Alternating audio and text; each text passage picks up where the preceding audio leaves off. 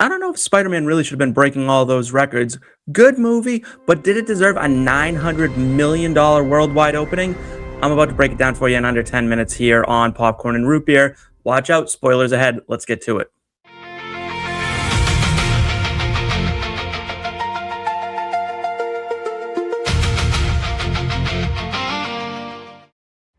Before I get any deeper into this video, I want to say spoiler alert again. I know I said it at the beginning, but I just want to let you know, if you haven't seen Brand New Day, please pause this video, hit that little notification bell, like it, and come back to it after you've seen it so that we can discuss it more in depth. Please comment below if you want to be a part of the conversation, and remember to like, subscribe, and share. It goes a long way toward helping us. We are really trying to grow here and do this for you as much as possible, and any sort of support goes a long way toward helping us here at Popcorn and Root Beer and IBT in general.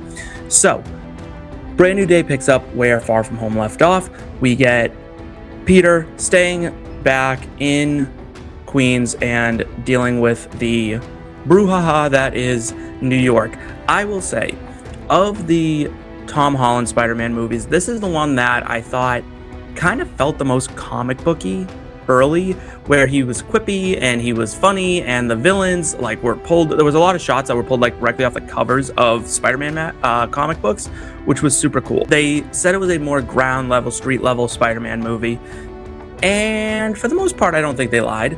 I don't think they were lying in general, but I don't think that was necessarily like 100% true as things got deeper and the plot got more extreme and more, it just got bigger and bigger and bigger and more complicated and a little more convoluted, and we got the villain introduced, right? But we also had the Punisher come into this movie, and that was advertised. What wasn't advertised was Yelena being involved so heavily in this movie, and she was a riot. Florence Pugh is absolutely hilarious, and she's an incredible actress, so anytime you get to put her in a movie, I say go for it.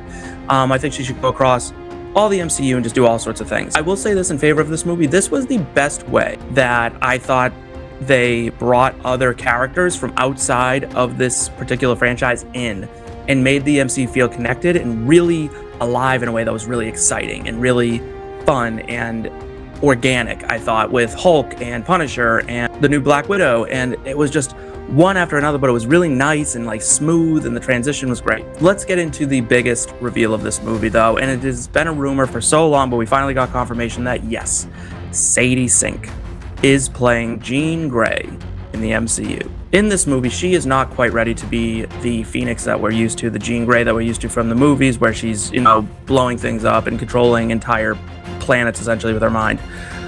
She can jump 33 feet, just about, into the minds of different people one at a time and get to where she needs to go, but it has to happen 33 feet or less at a time, so it can take a minute. She is incredibly strong in this movie. The other actors that played like the possessed versions of her, like of themselves when she was possessing them, were really, really good though. It was really cool to watch like this dark turn and journey through this, and then seeing what she's able to do in terms of letting Hulk loose, like a true Hulk. He's so tall, he's massive. This is not like a Banner Hulk combination.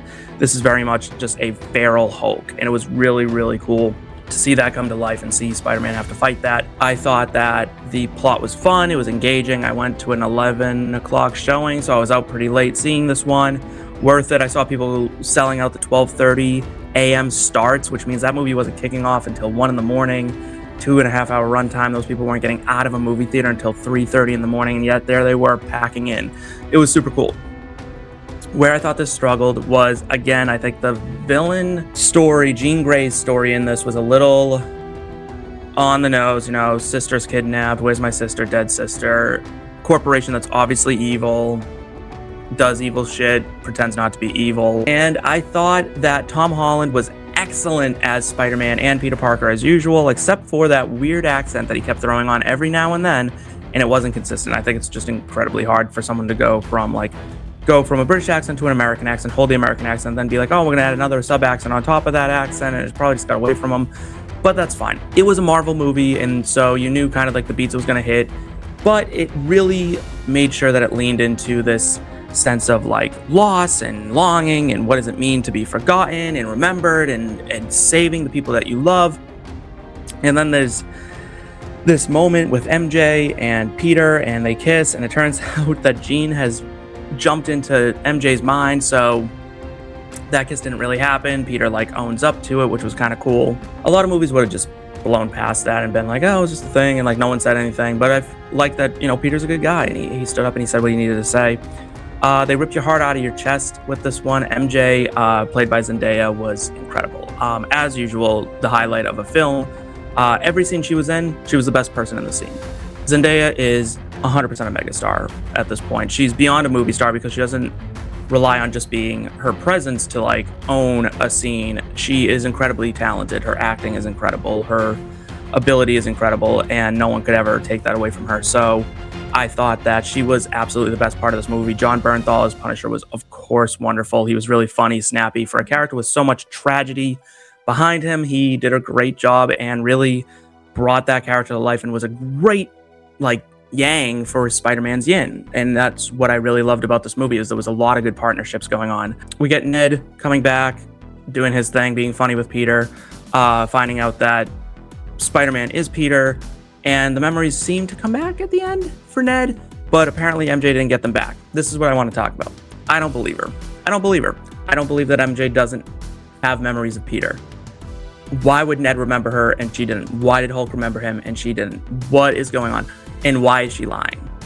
Why is she lying? That's the biggest question I got raised in this movie. Like, I sat there and I'm like, why would she lie? Why would she lie about this? So I'm hoping we get to explore that more, and I hope it wasn't like a mistake in writing.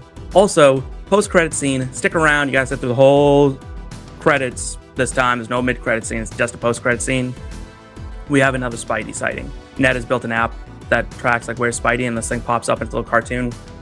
It zooms way off into the galaxy, and we see another Spider-Man, indicating that someone from out of the universe.